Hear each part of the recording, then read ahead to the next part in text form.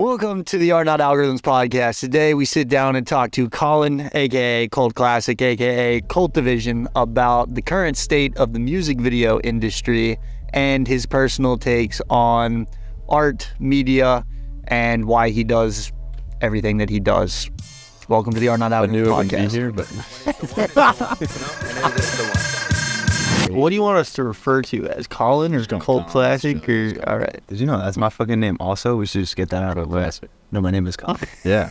Did you know that? Yeah. How do you spell it? With 2 L's? 1 L. Nice, okay. And I don't take that many L's, but Yeah, that one geared out, dude. He's waiting on that one. No, stop. I've had that one in 2 years. Just like in the mirror this morning, she's like, I don't take that many.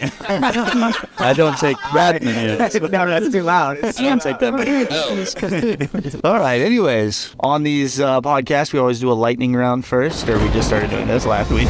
So now we're always doing it. So we're just going to alternate, and you got 30 seconds to answer each question, or roughly 30 seconds. Nobody's actually counting, but to start us off, do you think music videos still matter in 2023? Yes, but no. Explain. I thought I had 30 seconds. No, I think that they matter, but there's like different approaches. Like there's the artistic approach. Like I think about it as like, it's like music videos exist for like a promotional reason. That's like really why they exist. But then like people find a love and appreciation and like a career through the artistic side of them too. So I think like from that artistic lens, like they do matter. But also like I think if you can make a music video with the intention of like cutting it into like these like smaller bite-sized pieces, still making a music video, that still matters. That's still important. Piggybacking off of your first lightning round question, outside of like getting, what do you edit in right now? Premiere. Okay, so outside of like Premiere and buying your first camera and all that stuff, I think a lot of the time people can get overwhelmed as to like what is the next step outside of the basics of literally having the camera, having the editing software. What was your first and or like most integral piece of equipment outside of the camera and the editing Outside of the basics. Yeah. I mean, there's probably like a couple that are on the same level, but like at the same time, I don't know if I ever did like a row out of like the basics. Like I started using the basics. Nice. Like that's kind of like, I like using the basic stuff. Sure. Like I use like vintage cameras too. Like I've inherited all those from my friends or from my family. Like Very cool. old TVs I use, that's like a big part of my style. I've just had those since I was a kid. Yeah. I mean, I bought a drone and I bought like, you know, like a actual cinema camera. So like I guess those would be like The extra things. shit, yeah. I feel like it was like a matter of like mastering the basics. All right. So that it almost didn't even make a difference. It just like the output was like better. Yeah, fundamentals are huge for sure. Yeah. And then he's Got my legs in, bro. God damn that dude, the fucking mic-ins going back and forth. Right on. Okay, this one's a bit hard hitting. So just right out the gate, what's the biggest budget music video you've done, and how did you get that opportunity? It was with With that. 24K Golden, but Yeah. that video never even came out. And it was through TikTok. Like he found me on TikTok. It's actually an interesting story because he found me on TikTok and he commented like, yo, check your DM on Instagram. So I checked my DM on Instagram. There was nothing from him. So I was like, oh, he's like fucking with me. Like, is this guy an asshole? And then I went to his page and I hit message or like, you know, it didn't show up because we didn't follow each other or whatever, but the 3 dots, send message or whatever. Yeah. And then all these DMs popped up for like weeks. Like he had been messaging me for weeks. Instagram be fucking homie like that too, bro. Like often, bro. Yeah. That's where it's scary though, because like that was the only one where that's the only time I know that happened. Yeah. But like there's probably other shit I don't even know. Bro, yeah. So it's direct art. That's how we've gotten all of our music videos, as well as the artist just hits us up direct. Yeah. It's not. I feel like that might be a slight misconception that some filmmakers have, that it's like from an entity that's bringing you something, but it's just the relationship with the artist for the most part. That's always been my experience too. I've never had a good experience working with like the label rather than the artist. Damn. Ever. Yeah. Yeah. Period. Do you prefer then that more like guerrilla style, just because it is so like run and gun and things can change like day of, and it can be like, you know, better fitting as opposed to like, nah, this is the shot list, this is what we put in for the budget, this is what we're doing, you know what I mean? Or is there just some pros of both? Yeah, there's definitely pros to both. Sure. It depends on the project. Sure. I think that now I've like worked in my own system that like makes sense to me, so I kind of just run with that, which is like a little bit of both. It's like I have a skeleton of a plan going into every project, but I always am down to like, if you know, something comes up day of or even like in the moment, I always try to run with that too. And like I'm never afraid to like deviate from a plan, but I also like, you know, that's just the vision. The skeleton plan is the vision, and then I'm always open to like hit the pivots. Yeah, hit the pivots for sure. But then like with the commercials that I've been getting into, They're just hella cucky or what?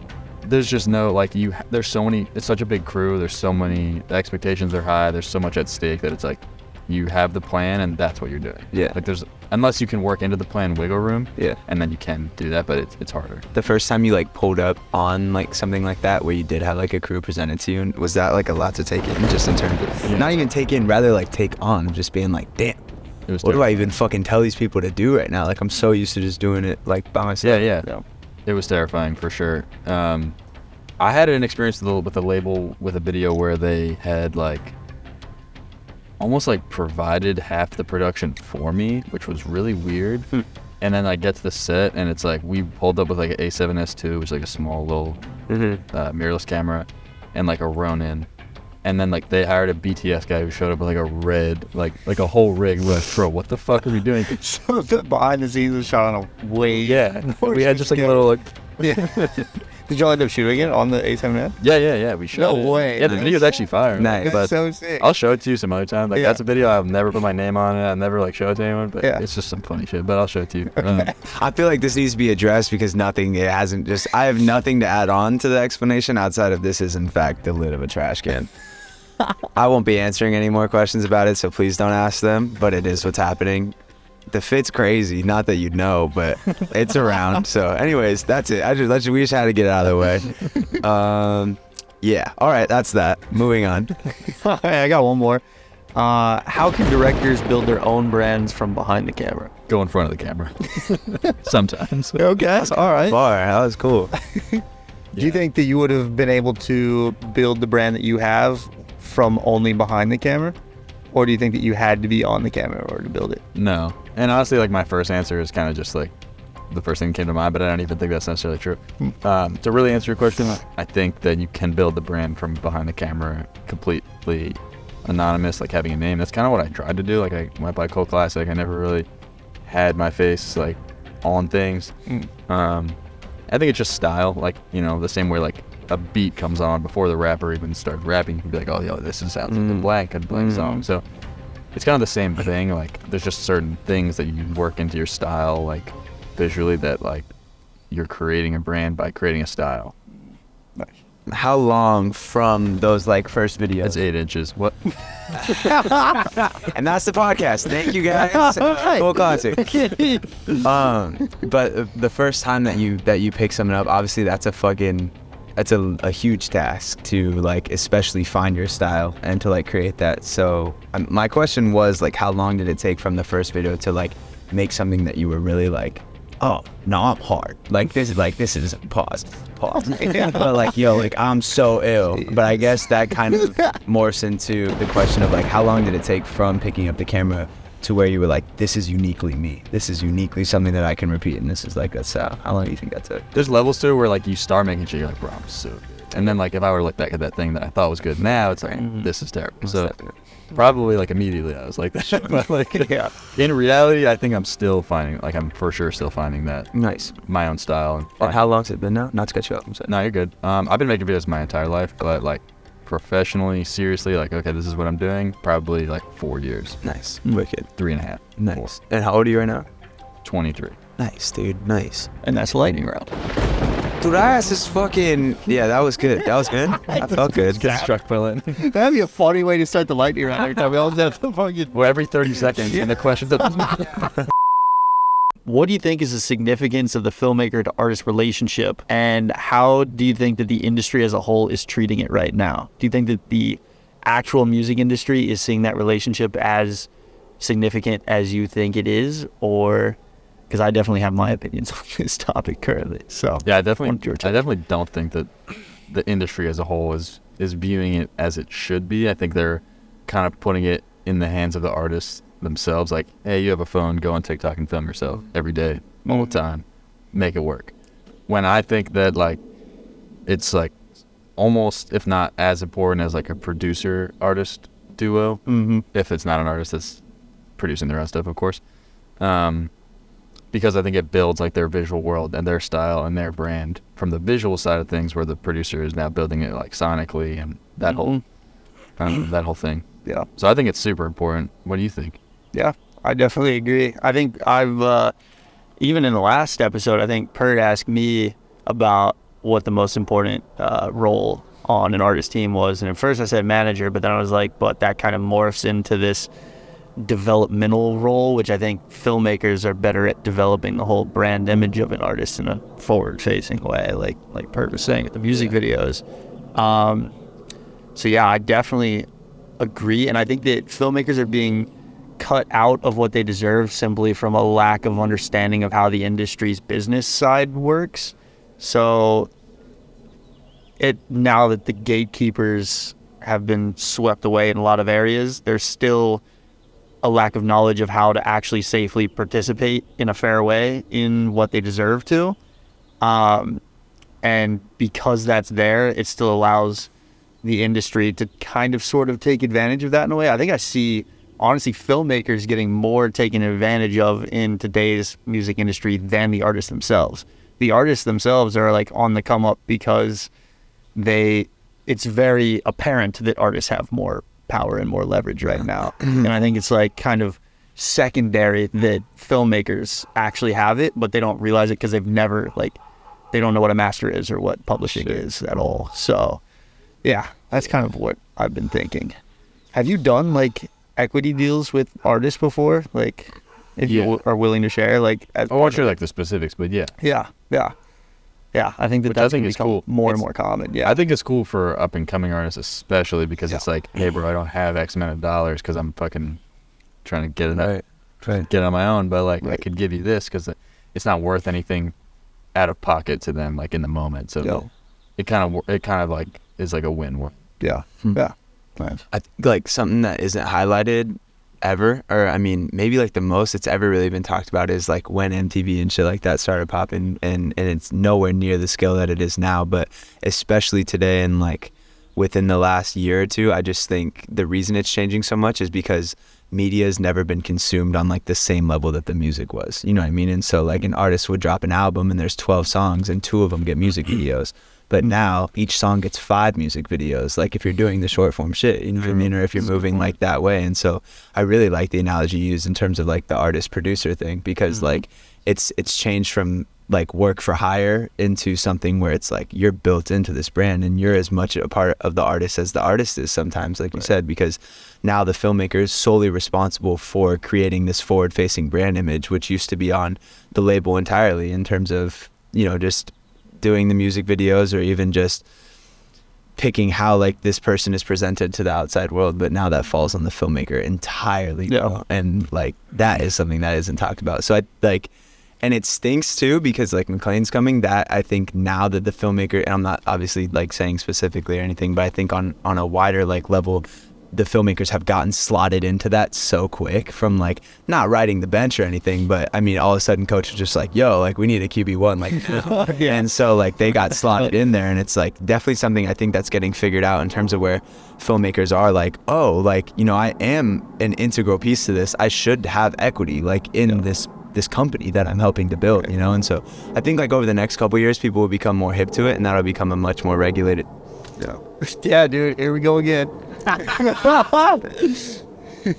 don't know, it's a very exciting like space to be in for sure, and like allows for the DIY shit to just be scaled so much further than I think it could. How did you go about educating yourself in the beginning?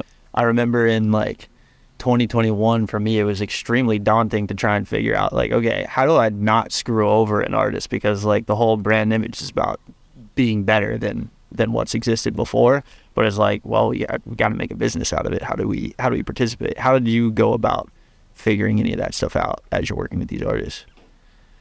Yeah, it's a tough question. It's a ever evolving process. Trying to figure out like, and that's probably been like an even deeper conversation, just like the morals of business, like depending on like what the business is. But I think like if you get along with a person just as like a person first, it's much easier to do business in this industry. Like for other businesses, I think it could be a little colder and it could be a little bit transactional.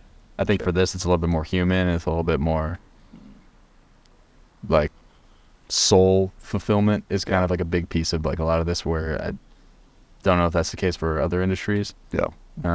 So I think that's kind of my approach, is like human first, like approach people, talk to people like people. And I rarely think about it as a business. Like the only time it's really a business is like when I'm running the numbers. I don't know. It doesn't really make sense now to say all that. Like, of course it's a business, but like I don't think about it as a business. Yeah. Definitely. Which is the best way to go about it. Like entirely, obviously. There's no debate in that. Yeah. For sure. Something that like I think like for us, right? So me and Isaiah, who like we go and do most of the stuff together and obviously like hash that stuff out. When we were initially starting, it was something where like we would link up. We knew what songs like we needed to record things for, and we knew like roughly what we were gonna do. But for the most part, it was just us driving around and being like, that looks sick. Like, let's pull over there and you know, let's do that. And so that's where McLean helps a lot in terms of being that third mind to like come into that, and we can sit down and be like, okay, here's the campaign that we want to revolve around this song, and here's why, and here's these cues that we're gonna put in this video because this happens in the song here, and we think this will play for a larger audience, whatever. So like, do you think that is the videographers? Like, do you think that falls on the videographer solely? Do you think that falls on the artist solely? Do you think it's solid to have like that third mind, like in your experience in terms of doing that? Or has it just been something that's been like run and gun and it's worked? I think the third mind is huge. Yeah. Or the fourth and fifth and sixth. Like, Sure. You know, having a team in general. Yeah. I think it's a team when you got 3 people. At least. Yeah. You got 3 people, you got a team. Yeah. But I think having that team is huge. Like, a lot of the artists I work with don't have a team. A lot of them have maybe a manager or not a manager at all. Yeah. And I think that like the best stuff that I've worked with is when there's like a tight knit but small tight knit crew of people, and it's like everyone knows like what their role is, like what their strength is, and it's like that's all you got to pull up to share what you do the best. And I think that's when I've had the most success with like anything. Yeah. How do you dictate like who you're choosing to like be involved with on a super heavy level? Does that just go back to the relationships and stuff like that, like you're saying, or just like a gut feeling of like, nah, I mean, this dude's got it? It's definitely relationship. I mean, both. Honestly. Sure. I think it's one and the same. Like, you know, clear communication. You mean like specifically what, like? I guess work on a project with me or reaching out to an artist or what? Yeah, I think like you've gotten to a point where you're with your brand, like how you're saying, where it's recognizable across like different videos and stuff like that, and you're probably starting to gain like a fan base of the cult classic stuff, not like cult classic and Frank Sativa or, you know, this and this, but just of like you as a person. And so with that, I imagine there's a lot of fucking people that want to get videos done and a lot of people that want to do stuff. And so not all the time is it about like, oh, I'll work with this. Obviously not, but because this person has a following and their music's good, there is something to be said about sifting through the dudes who do have a couple hundred followers and just being like, this is fucking tight. Like, let's rock out. That's, you know what I mean? Yeah. Mm-hmm. Okay, word. No, that's huge. Yeah, I try to give everyone, if I have the link to music, I give it the listen, the same listen I'm giving to. It's like music first, obviously, like with anything related to music video. If the music's not good, then nothing else should happen after. Sure, yeah. Right on. Yeah. Do you remember last summer we had talked a little bit about like maybe you're going to go in the direction of working closely with a couple artists and developing them, right? Is that still, you think, in the future plans? Definitely. That's in the current plans. The current plans? Yeah. Nice. Yeah, it's a work in progress, but it's also like something I'm currently working out. So like 3 main artists come to mind with like I'm like trying to be /am like the guy like with them. So like Malcolm Todd, Casper Sage, and then My Name Isn't J-Mac. I don't know if you've ever heard of those people, but all really, really dope people. First of all, that's why I love working with all. They're all amazing people. Second of all, they're all incredibly talented artists. And so from there, it's just a no-brainer. We just communicate easily. It's like it feels effortless. That's good. But yeah, I am trying to move that way. Like just select few artists, build their whole shit. Right. How do they see it? Like, do each of them see it in the way that you want them to see it now, or is it a process to get them there? It is with those 3 people, which is why it's so far. Yeah, that's great. Do they all know each other and also feel as though they're a part of something because of you're doing it with them, or is it all separate, siloed off? I wouldn't say that I don't think they know each other. Maybe they know like each other's music, but like I don't think any of them have like met each other in person or anything like that.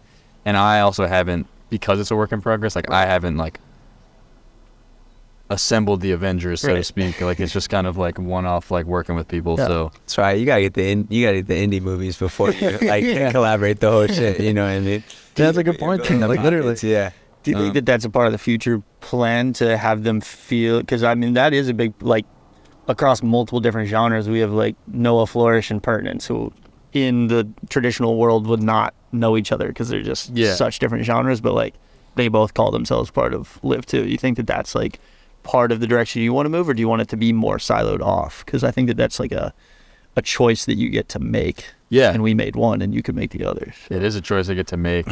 I think it's like I won't know until I know. You know what I mean? Yeah. Like I'm not like riding on that hat pause. I'm not. Hey, make a compilation. Make jokes in this episode. No, like Lightning round. pause.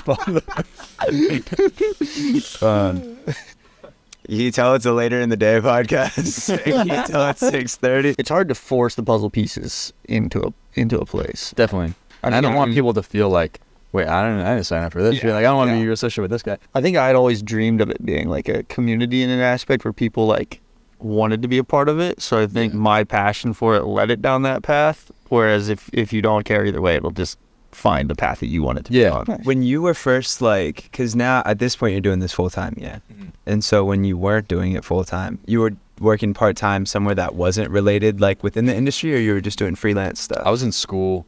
Okay. When I started doing this, and then graduated, and then I just kept doing it. I mean, like COVID kind of was like lit because like it's like I couldn't have done anything anyway, really. Yeah. So I was just living at home. But like it didn't stop me from like I still traveled. I still did my whole thing. Yeah. I just kept going with everything. Yeah. And then I kind of just turned it into full time. Do you think Pretty like much immediately. Do you think commercial work is a necessity in terms of like securing that bag? Because like you're saying, a lot of the times you're working out of passion and like, you know, taking a flight here, which isn't cheap, spending 3 days of your time with somebody who doesn't have money to give you, and like it is working on a lot of bets. So like, do you think it's important to like do that? I found myself in a spot where it's like, this is working, but I don't want to rely on this meaning like the music videos, working with artists, making like fun film stuff. Yeah. I don't want to rely on that to like pay bills. Yeah. I'd rather do some like boring commercial work to pay those bills, and I can let this stuff be fun. Because it did go full time pretty much immediately for music videos, and music videos like alone, it very quickly became like a job, and I still love doing music videos, but that goes back to like these 3 or 4 or 5, however many people it is, like I just want to rock with them and build their world. Sure. But then the other stuff became like work, and so the commercial stuff is kind of just like a means to an end for me, but not everyone needs that, and some people only want that. Right. Do you enjoy like, because it sounds like you almost treat like the commercial stuff as like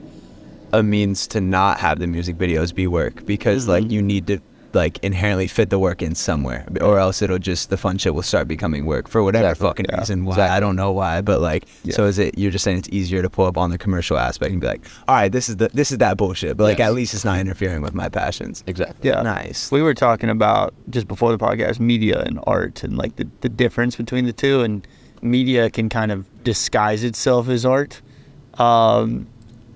And you have to hit that balance so perfectly if you're trying to make your art sustainable. Like you have to almost give it the same kind of systems in a way that make it look like media. And I think that's what creates so much tension and stuff. So you're avoiding that by, like, you get to see your stuff as purely just art. And like you don't have to care how it does or how it's received, because it's just fun for you. Yeah. Yeah, that's a cool approach to do it. Yeah. As somebody like because you said you're like scoring your short films yourself. Yeah. What does that look like?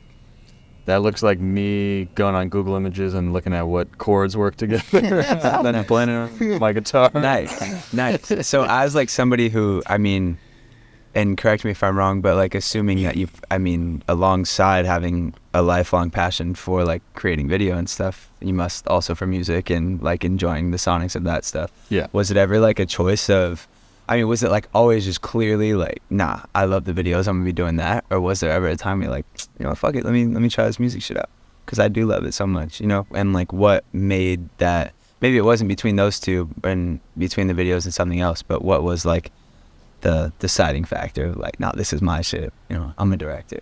Well, like in the same vein as like the commercial work, like kind of being a means to an end, like before I figured out like I should do that, like I started making music, and the music was like my creative outlet, while the music videos were like a job. Nice. And so that was like what I would turn to just for fun, creative expression, just kind of like a release and all that.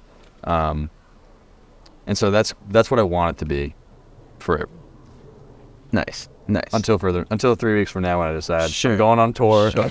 But you guys are coming. But your current fear would be that monetizing that or treating it as something that you wanted to would just take the kind of like blissfulness out of it. Yeah, I also think it would just be like not like a smart move. Like I'd spend so much of like my time and like on like this one trajectory that's like working like most over time. So it's like it would just be silly to like throw it away. Sure.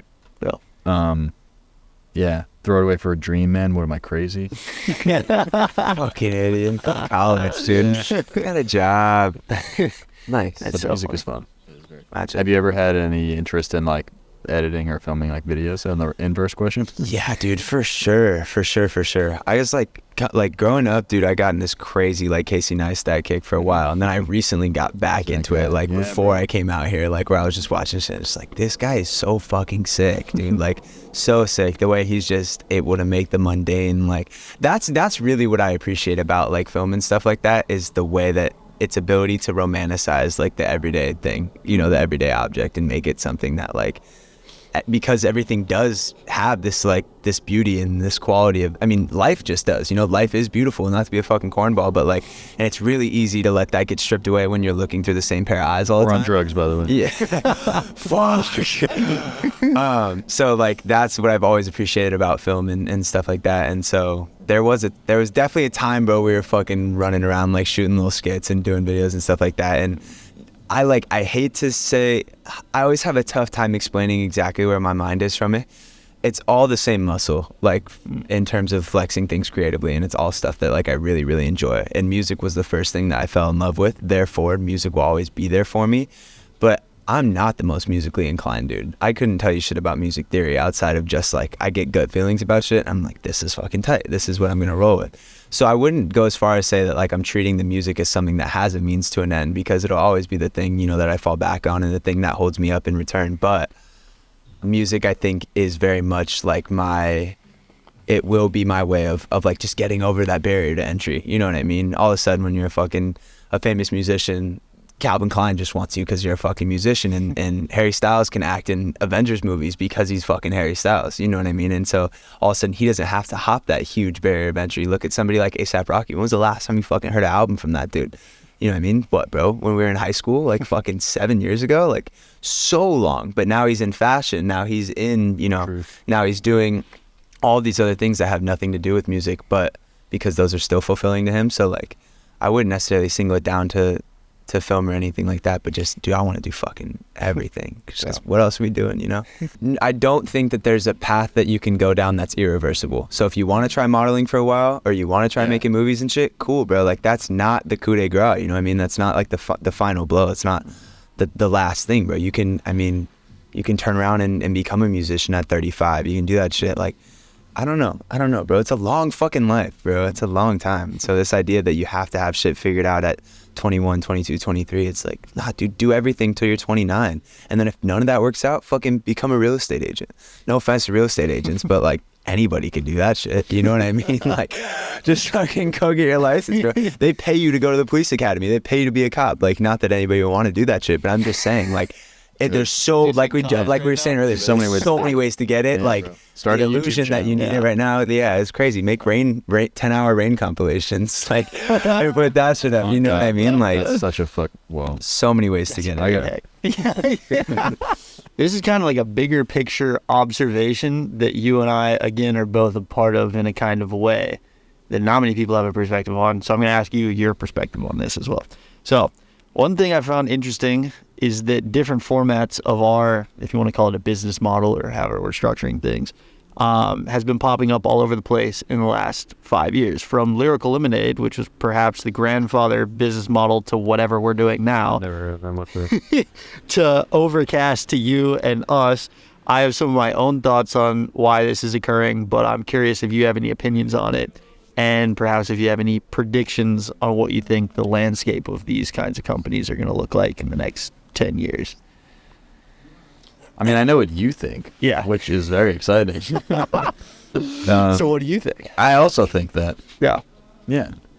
Well, what I think you think is like they're going to become Well, I don't really know how to put it. Like, I can see it because I've had this conversation with you before, but like, I think that they're going to become bigger than just the music. They're going to become more of like that. Like we're talking about like FaZe Clan, like stuff like that. Like, they're going to become like corporations essentially. Yeah. Where there's all these different arms of them, and they're all doing different things. Yeah. And that's where I think these things will go. If I mean, you already see with Lyric Limited, like getting into like the movie industry in a really interesting way. With like the Minions collabs and like stuff like that, which is insane. But I think that is just a piece of it, and the Mario movie and stuff like that. Yeah, I think those are just pieces of shit that's like to come. And they got into the beverage industry, of course. It's so crazy that this business structure or what model of how attention flows is being shown in different formats from different points of passion. I'd say you and Cole are more similar than I am to Cole, probably because you guys both have a passion for the directing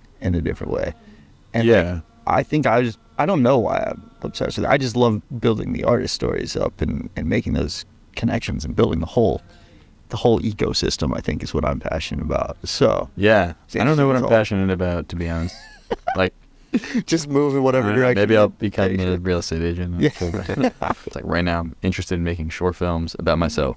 And that's what I'm trying which is to do. so okay, dude. Your vlogs are so fucking sick, dude. Yeah, I haven't had like a natural time to slip that in there, but appreciate so fucking sick. Even aside from the vlogs, I just started doing these films where it's like a script and it's just me with a camera on a tripod. And they're like a minute long. Dude, that's incredible. Like the vlogs, like he put me on. Like I saw his, I was like, I have to start a vlog. Yeah, I don't know why I haven't done this. He inspired me to do it. Sure.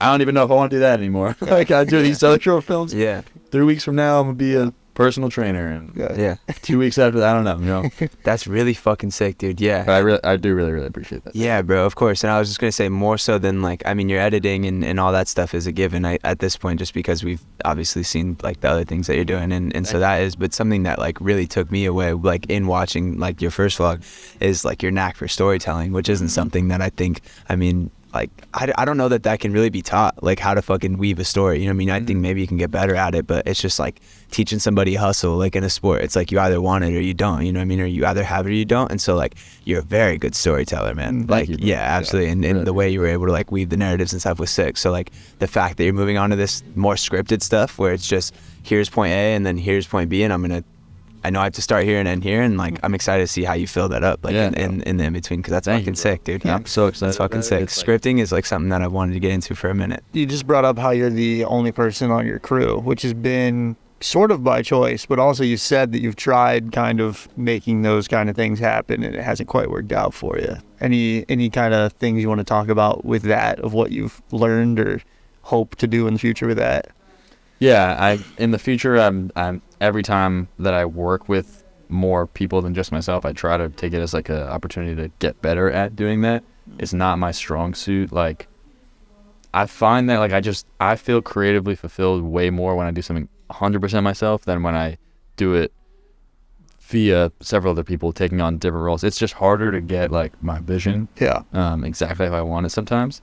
And I think especially when there's so many moving parts. Yeah, bro. The more there are, the harder it gets. You know, if it's me and one guy, we're lit. Which is like, shout out to going fucking crazy. Yeah. I drew out this graph the other day. I wanted to show you after this, but you have like the media kind of wing, and this is like your major labels and whatnot, which is low creative satisfaction but high financial gain, kind of like money disguised as art in a way. And then you have your pure artist who like doesn't give a shit if it makes money, but you get so much creative satisfaction from it. So I feel like you're kind of operating in both of these categories and slowly moving towards like this one, whereas I like hate this one. And this is like ideal, but obviously you also have to make money, so it's kind of like game time, baby. All right, this is a game called Guess That Video. I have some iconic music video frames, and I am gonna ask you guys to try to remember what music video it's from. I have a lot of confidence in the Collins, and I really just want to see McLean's music videos. I don't think I know enough names of like famous songs, bro. Yeah, I don't know anything. If you get the artist name right, you get a point. If you get the song name, you get the point. I lose. Like, this is... Dude, we've read entire campaigns for songs, bro. I mean, like 30 fucking plus videos, and McLean will like still not know the words to them. I'm a song that goes, okay. Bro, when you said that shit, I literally thought of this frame. This is the video for Fame. No! Oh, my bad. Literally the point of the Yeah, I game. knew that. That's I'm sorry. it's the frame from Famous. Who's the artist? Who's the artist, Kanye McLean? West. Oh shit. Of the famous. Can you just say it too? Yeah. Oh my god, dude. Yeah. I'm trying to make the easiest games ever. And I'm still. I was thinking about this video the other day. This is so crazy, dude. This was a mega fucking drop on culture ever.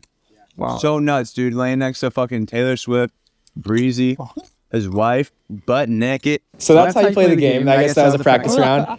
This next one goes to McLean again. What's up? What was this music video? This is Kendrick. 1 point. Money Trees. Ooh, so fucking. All right, and we're gonna I go. have We're no gonna idea. pass it to Colin in the middle. Is it King's Dead? Pass it to Pert. I'm pretty sure it's the King Kunta video, isn't it? Nah, No? nah. This is all right. Yeah. This is all My right. second pull. Yeah, this is. I look- This is yeah, I was Kendrick like Lamar's floating all down the right. street and shit. He's flying, floating through. Yeah, Yeah. That is Your crazy. is on, bro. Like, No, at you're all. good. Hey, you got 1 point. I got a point? Didn't you Because say I it was did- Kendrick? Yeah, the artist. Yeah. Damn. Okay. Flynn. To Colin in the middle. What was this music video? Somebody I used to know by Goat. Oh, easy. I don't know. That's how it's spelled. Right. No, you should have said yes, dude. Go, Give me some yeah. gusto on that. Bingo. Yeah, 2 points to Colin. That song fucking slaps. Dude, one smash and he's gone. He's gone, dude. Just like we said, bro, he did it. He's like, I'm fulfilled. Like, I'm gonna go be a real estate agent now. Like, All right, Pert. So, Pert, what was this music video? God's win. Bye. Aubrey Graham. All right, that was easy. Is that too easy? No, I love it. All right, that's 2 points to McLean. What was this music video? Roddy Rich the Box. Oh! Let's go, baby. So, I got that one because I did not know what the fuck the last two were. Up to 3. All right, Colin in the middle. Childish Gambino. 3005. Yes. All right, 4. The call of the middle now. Pert. Yeah. What was this music video? Outcast. Hey, yeah. Yes. Nice. Dude, Right. what the fuck? I have no idea. And, like, who that is. That's You classic. don't know who that is? Good. That's classic. This is an iconic music video. grabbing Iconic. for it. I don't know. I would know that even if I didn't make music videos. Really? Yeah. It's Andre 3000, dude. I have never seen that before. Really good song. He looks good. He looks cool. I listened to that in like 5th grade. It was awesome. Kind of like some dance.